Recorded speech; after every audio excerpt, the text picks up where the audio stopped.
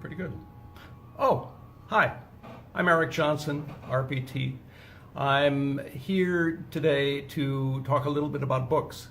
If you noticed or viewed the introduction video, I'm happy to be bringing some of the activities and projects of the Piano Technicians Guild Foundation to light through a series of Facebook videos. And today I'm going to give a little bit of a discussion about the importance of books to our trade and to the foundation.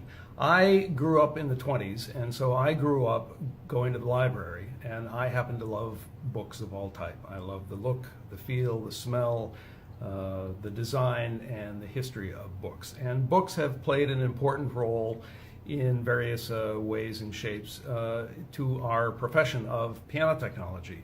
As I was studying, one of the problems was there weren't very many books. And in fact, there were really only two at the time that gave the kind of content that was really valuable. And those was, of course, Let's Tune Up by John Travis and Piano Servicing, Tuning, and Rebuilding by Arthur Reblitz.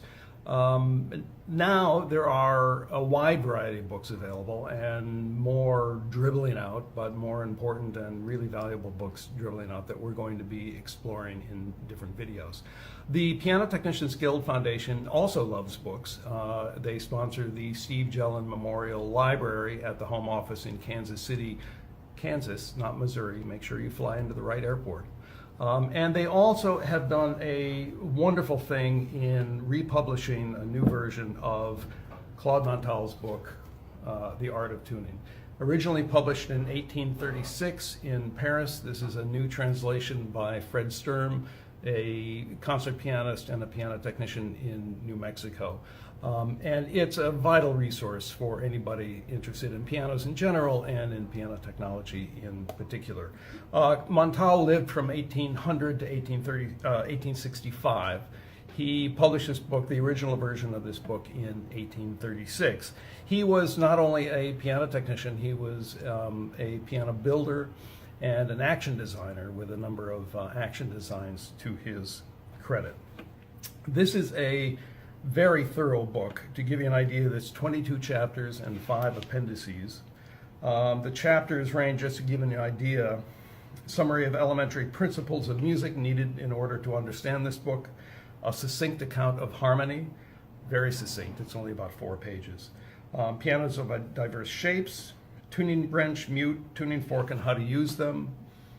Exercises to learn how to use the tuning wrench and train the ear. A couple chapters on temperaments. Piano strings, how to replace them. The influence of temperature on piano strings. Pianos of different shapes and particular designs. The qualities of a good piano. And a chapter on acoustics. So even in 1836, he was exploring the realities of the Pythagorean comma.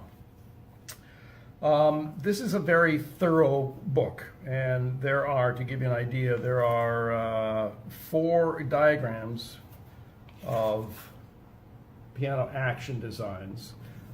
4 of them are single escapement, 5 of them are double escapement, and 5 are vertical actions. So this gives you an idea of some of the differences that Montal faced. In the current day, the grand action design is pretty much whittled down to the Hertz spring, with some still Schwanders floating around out there. There are some historical oddities that crop up, but the industry seems to be consolidating around a particular design. This was not the case in Montal's time. I'm just going to touch on a couple topics that he brings up. In Piano to Use in Studying Tuning, the speed of progress of a student depends in great part on the quality of the piano on which he practices. People generally think that a bad 5-octave piano is good enough, but this is wrong. The weak, shrill, dry tone and lack of vibration of most of these instruments, the ease with which the tuning pins turn, and the difficulty of getting the strings to stay exactly at the pitch at where they were set due to their fineness are troublesome obstacles for the student to surmount. In 1836, he was forecasting the arrival of the modern spinet piano. Qualities of a good piano. Its tone must be neither shrill nor dull, but it must be a little metallic, mellow, and lively. How's that for covering all the adjectives? But he goes on.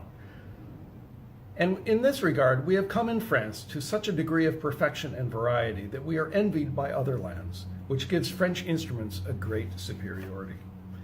And he goes on. The German pianos are weak, with a light touch and a tone that is thin and bright, but still agreeable. English pianos, much preferable to the German pianos, are on the contrary solid, with a strong action and great power of tone. Today, French pianos are superior in all regards to English pianos, just in case you missed the earlier paragraph. He talks about humidity and the effect of humidity on a piano. He has an interesting comment where he says that pianos under regular use should be tuned once a month, which we would certainly support in many ways in the modern era. And he also comments on the varieties of pitch. At the time, he was referring to pitches that range from 437 to 441, but he also commented that pitches can change not just continent to continent, as we experience here, but also city to city. So there were differences. The piano technician of his time needed to know how to recover hammers, but there are similarities with variations in pitch, the effect of tuning stability, and the differences in overall quality of pianos. This is really a fascinating and outstanding book for a piano technician or anybody interested in the pianos, and it's a great example of one example of what the Piano Technicians Guild Foundation is trying to do. So I strongly recommend this book. You see, I've been exploring it for a while now and find it really enjoyable. So thanks for tuning in. See you next time.